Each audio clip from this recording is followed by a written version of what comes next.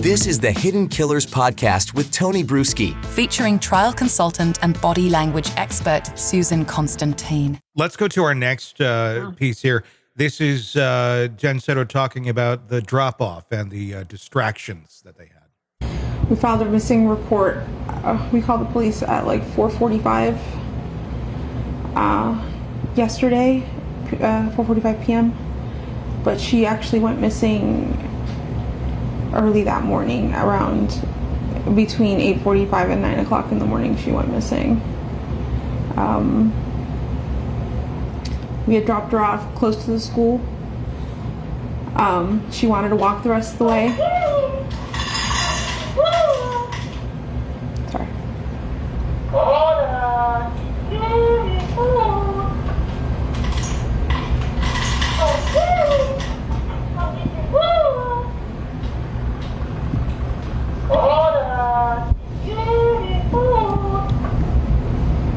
That should be it. Sorry about that.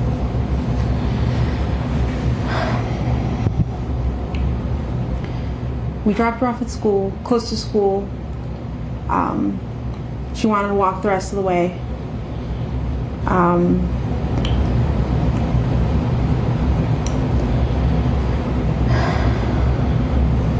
not sure what I'm allowed to share.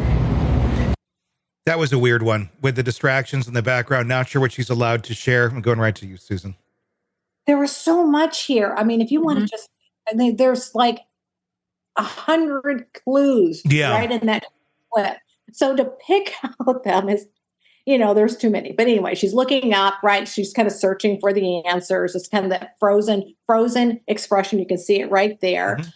When she's talking about, we took her to school, we dropped her off. They're almost in segment sound bites. There's no personalization in it. She also doesn't mention her daughter's name. Says we dropped her off at school. She didn't say we dropped Madeline off, or we didn't, or we watched her cross the street, or we saw Madeline cross the street. My daughter. She doesn't use the name her daughter. So anytime somebody doesn't put in their title or who they are first name, there's depersonalization. That's a huge one. Okay. The other thing is that she gets lost in her thoughts. So when she's already memorized what she was going to say, you see her then got lost. She got really lost in there, right? So she kind of got a deer in headlights look. And that's when she's saying, I'm not sure what I'm supposed to, what you want me to say or what I'm allowed to say. It was really interesting because she's actually seeking for approval by someone, but we don't really know who that is because she hasn't, at that point, I don't believe, contacted an attorney. There was backing up because there was so much more in there, and I'm trying to recall the clues that were before that because there was so much in that video. But the deer in the headlights, the fear responses, the frozen eye, trying to find and search for the answers, and then her smile that comes out.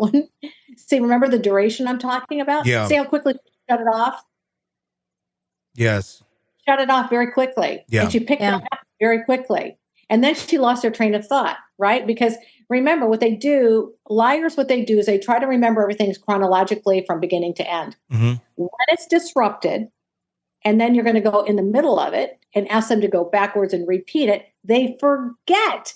See what she did? So that's what we call part of a cognitive interview. We like to segment certain areas out and then kind of go back and have them rehearse it, sometimes backwards or right from that segment forward, but you can see where she actually got lost in her thought there. When she's that distraction, I don't know what that was. It was interesting, the timing when I listen back to this now of where it popped up, because it would almost seem like something was, or someone was back there. Maybe you shouldn't be saying it this way, or kind of trying to control the narrative. Is that kind of what you were feeling?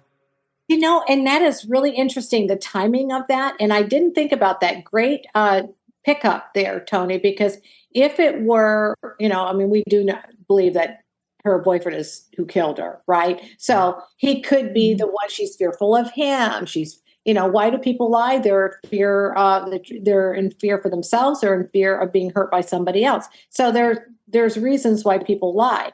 It could be that she was feeling intimidated or he was wrestling around. Wouldn't have been the first time, because you remember the first video, Fox 35. What happens? Yeah. He walks into the room, he starts banging down the trash can, and then he kind of stalks her in the background, right? And kind of thinks he's out of the camera. So he's keeping a close eye on her.